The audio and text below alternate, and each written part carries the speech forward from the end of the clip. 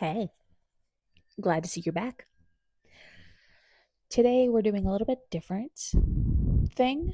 It's still going to be a book review. Don't get your panties in a twist. Except we're going to do two books in one video. Um, this is the first one that I'm going to do, and the reason why I'm doing it is because it's a duology and or a series. And I don't feel like making separate videos if they're all kind of like interconnected, you know? The only reason that's going to change is if it's the first book in a series and the rest haven't come out. But if I'm reading like the second or third in a series, I'm obviously just going to do the whole thing. Anywho, so Kayla Cosentino came out with The Sisters Who Mourn, which is the second. Correct me if I'm wrong, editing, which is just me. This is a duology. I don't believe it's a series. I think it's just a duology. The Sisters Who Were Promised is the first. This one's been out for a while. It's got about 348 pages, give or take, and it's supposed to have 45 chapters. Excuse me. The Sisters Who Mourn comes out March 31st of 2026. And this video probably will get posted afterwards because I'm not going to be reading a book or two books in the span of like 2 days like that, especially when I've got others. I don't play like that. I may read fast, but I'm not that fast.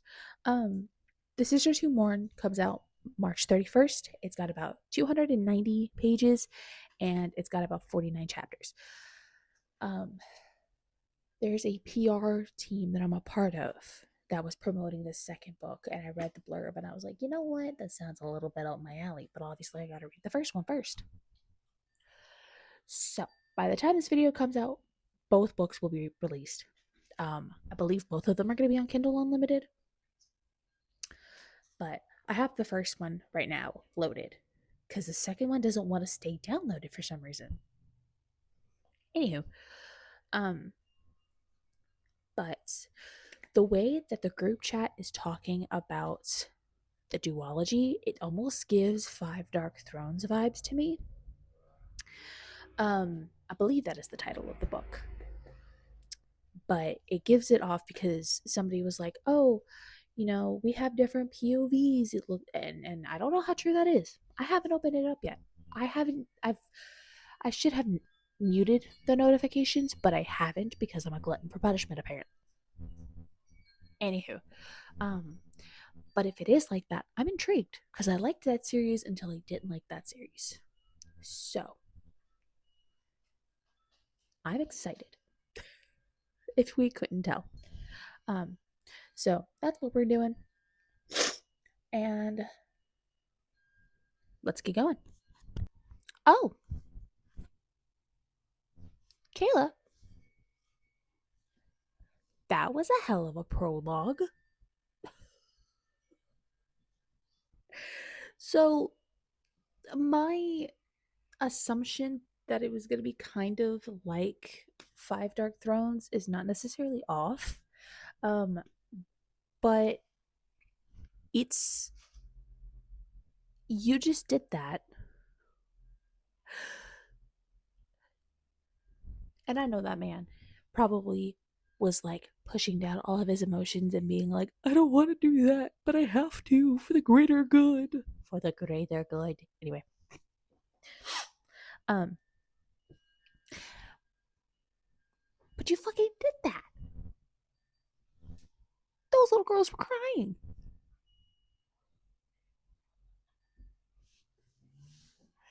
I read that and I went, oh,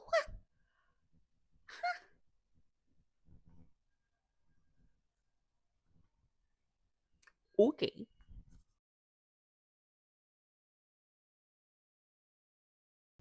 Hi. So I got to 25%. I have some thoughts and I have some feelings. Because what do you mean? Okay, I can't get there yet. Petra is so little sister coded, and I know that she's the youngest, but I find it really funny that her like almost her immediate thought, not like the forefront, right? But like after we got all the pleasantries out the way, let me show you my room. And as somebody who has little sisters, that made me giggle. So I was like, yeah, that would do it. Um, and the other thing, Kayla. Kayla, I want you to look me dead in my eye. You really made that man. I can't even say it because it spoils it. I don't even know if it's a spoiler at this point. You are putting that man between them, and I don't like it. I don't like it. Cause first we get I'm gonna that's probably wrong, but I'm gonna call her Kira. Um First we get Syrah. Syra? Syra. We'll call her Syra. Um First we get Syra, who's like, would they have approved of this thing? Or would they not have? Because it's kind of taboo now. And then, not 2 pages later, I wonder if he would have been.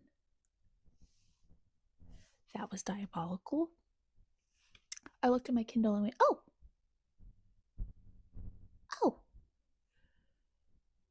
okay. I, I'm over dramatic about it, but I'm also like,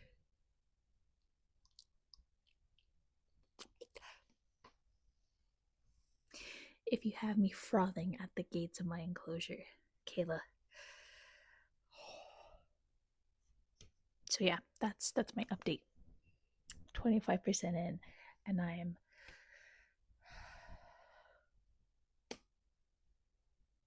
But they're together. That's the good thing. Um, and for anybody who is wondering like how this reads, each chapter is a different sister's perspective. Um, I think my only gripe with that is I wish that she would have, like, once we met all four of them, I almost kind of wish that we get who's telling the story in each chapter. So then that way I could be like, oh, okay. Because I have to kind of read it and then go, oh, that's what we're doing. Okay. That is not a gripe. That is me just being nitpicky. To be completely honest. I'm still thoroughly enjoyed here. It's just that one little thing I'm like, well, that could have helped. That's not a critique, by the way. I want to be very clear. That's just me being. Anyway, I'm going to shut my mouth now before I dig myself into a deeper hole. Oh, um, that little gripe I had earlier, we could ignore that. I know why she didn't do that now. Hi, she. Kayla, if you're watching, hi. I run my mouth before I get to the good parts. I'm sorry. Like, not even. I got to 2 pages in and I realized why you didn't like label them POV wise. Hi. I'm at 25%. I don't know if I've read since the last recording of this segment, um, but I did come across something really interesting. And I'm going to say come across, I mean, she like literally told us. So remember how I said we were in a group chat with her? Right. So um, she goes, I feel like everything has gotten stronger in the second book, especially since I had an editor this time around. I said, you didn't have an editor the first time?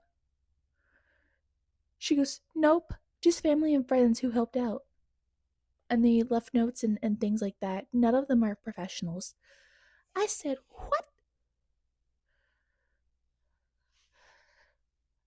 Ma'am, ma'am, I'm 25% into this book. What the good fuck do you mean you didn't have an editor? You can't tell. And that's what baffles me. And somebody was um,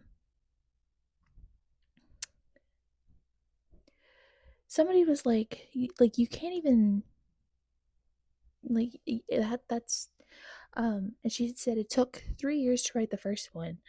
Um, and she hired beta readers for the first one.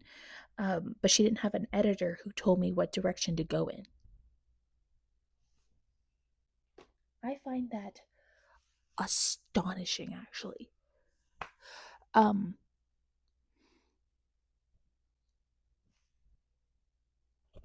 so yeah, I'm hooked. The bait had been set. She's currently reeling me in. We shall see. Hey, friends. So I finished Promise. And before you ask, Nay, you spent so long. Yeah, listen. I read a little bit of this every day, but I didn't like fully commit to it until like yesterday, today, something like that. There's a lot of thoughts. And I can't, because I took notes, because I always take notes when I can't record, because I haven't been able to record like the last couple of days. Um, Mainly because either I was not in the mood to record, it was the wrong time, or whatever the case may be. Um, but I always take notes whenever I can't record, so I know kind of what to talk about when I do record. And I realized that half of these were spoilers. Oopsies. Um, so generally, whenever I'm like, you know what, I'm just gonna go into the review. That's why. Um, but Promised, I gave 4.25 stars on. Um, the reason for that, the story was really good. Um, there were definitely some twists in there that I was not expecting. And I got to give Kayla her flowers. Not having an editor for this book was not necessarily a downside. There were times where you could tell, but it wasn't enough to impair the story. Like, I still had fun. I still would recommend it if anybody was like, "Oh, what about a magic system?" I would recommend it still. Um, but I'm hoping the second one is also as good. Um, and I'm still grappling with the fact that all of the stuff that happened within like 30% of the book ending. And that makes me sad a little because I'm like, what are you doing to me? So this was 4.25. I'm hoping the next book will be at least the same amount, if not more. So I texted after I finished the book. I said, because again, we're in a little group chat. I just typed in, Kayla, what the hell? I think I'm funny. Nobody else thinks that, but I think I'm funny. Um, so that's my thoughts for this one. There are a lot of twists in here that I was not expecting. And she did a really good job of like leading up to it. Because looking back, there definitely were moments where like that was kind of shifty, or mm, okay. Um, so I'm excited. On to the next. Hello, divas. We're back. This time we're going to be reading The Sisters Who Mourned, which is the second one. This is the one that I got the e-arc for. So, the first one I loved. And I'm stoked for this one, actually. So I guess we're just gonna boogie on down the fucking road. If anybody doesn't remember, these are what the sisters look like. I say that as if I'm posting this 2 separate times. It's gonna be in the same video, Nuggy. It's me who has to take days. Ignore my stupid ass. Anyway, let's just get to reading. Hey. So I had to put Mourn down for a couple of days because I had some other things that were due. But we're back. I don't even know where my fucking Kindle went. I just had it. Anyway, I think I got to like, I'm sitting on it. Okay, well, got to 32% last night. I'm on chapter 15. Holland not understanding, that poor sweet summer child, not understanding why she has to hide, is hitting me in my sternum, Kayla. Because I got a 5-year-old little niece, okay? So imagining her in Holland's place is such a... I get why Sierra wants to continuously protect her. Like, because it is that thing that, you know, racism is taught. You know, exclusion is taught. Hate is taught. So her not understanding and still having that childhood innocence is like, and I hate it. I hate that for Holland, especially with how people might react when they find out. She's just a little kid. The relationship between Malcolm and Atlas is top tier. Top tier.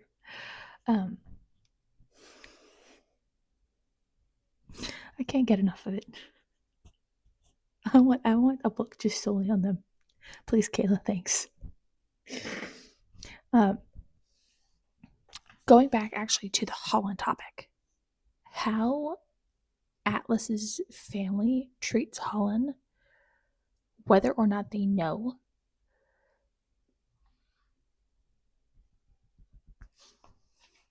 because you have fucking Malcolm just, here you go, you little bread inspector. And then the queen, like that whole dinner scene, you sent me into orbit.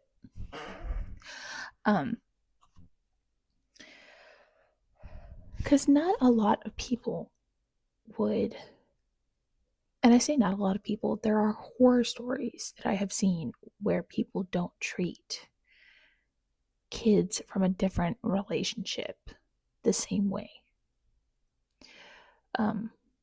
Which is really heartbreaking, but Kayla's doing a really good job of making these characters likable. And for a debut, again, I don't know if I said this earlier, but for a debut novel, my jaw is on the fucking floor, babe.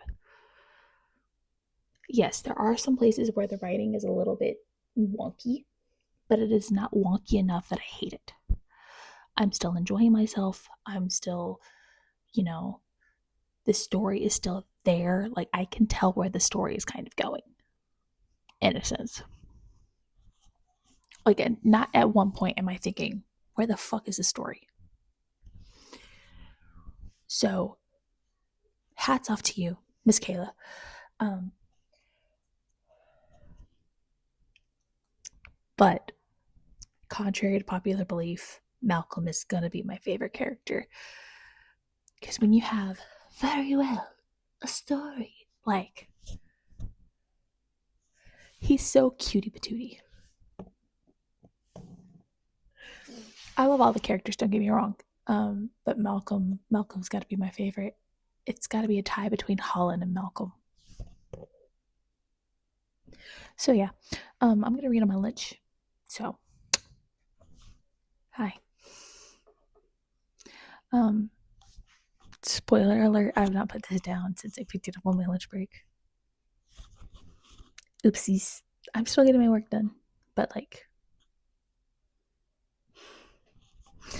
um, in my notes, I literally have my heart. Ah. Cause like, you gave me Ayla and Holland together. It was super sweet. That warmed my heart a little bit. And you're making me want to like Bianca, Kayla. You know how rude that is? Especially after I spent all book, last book, like booing her. That's how the story's supposed to go, Nuggy. Listen, I still hate Jasper. I still hate Bianca. Bianca has got a lot of work to do to get back in my good graces. But I am 63% of the way through chapter 31. I think this is gonna hit the same star rating as the first one did, which is not a bad thing by no means, because I'm still probably going to recommend it. I'm still probably gonna hype the shit out of it. But yeah, that's where I'm leaning towards. Yes, I'm fully aware I still have 30% of this book left, but like,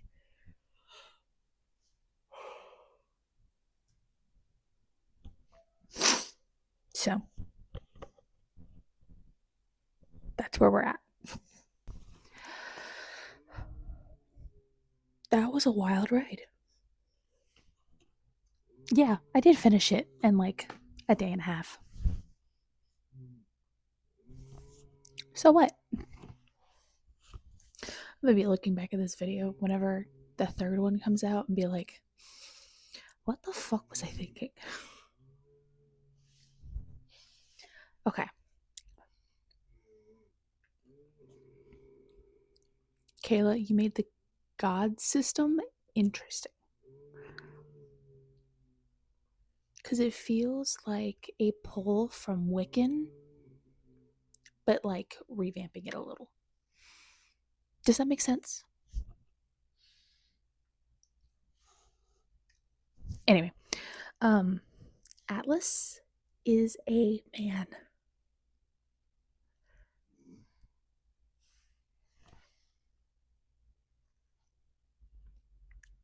Atlas is a man. His family loves them to death.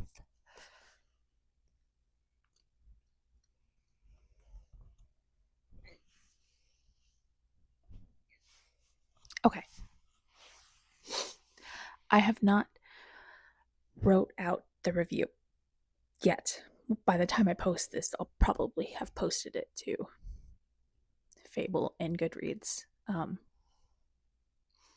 It's a review time. This definitely was a book based around grief and how the three of them cope.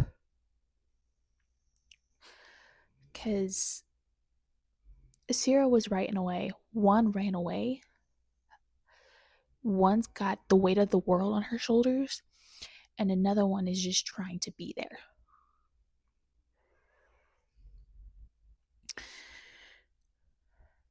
And towards the end of it, they all kind of like come together to be like, okay, this stuff has happened, that we can't change it now. It, you definitely kind of feel the 5 stages of grief throughout this.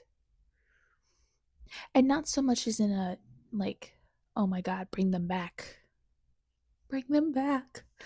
But like, we get the rage. We get the desperation. And it comes out in different forms. Like, it's not just like, I'd have to look it up now. Um, but like, the rage is not necessarily based around the death. The desperation is not just around the death. It's about more than, like, the way that I see it, the desperation aspect of it is more so like trying to keep everybody together. The rage is more so at the cause and the effects.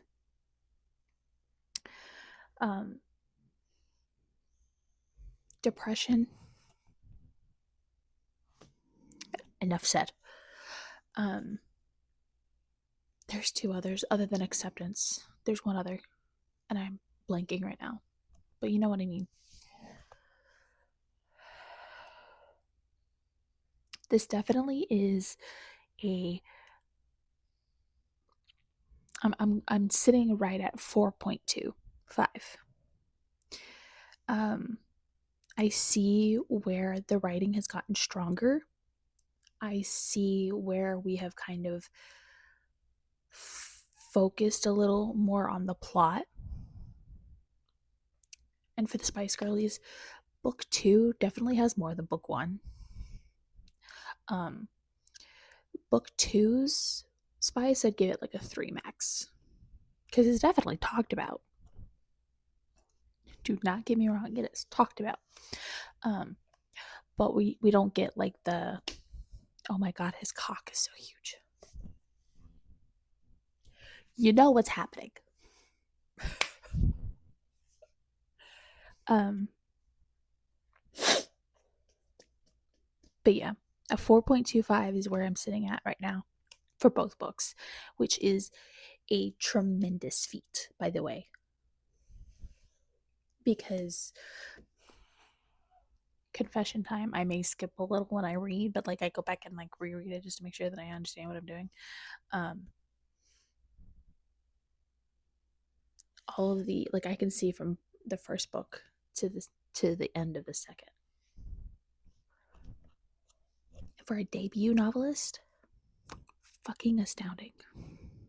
So, give me the third one now, please. Thank you.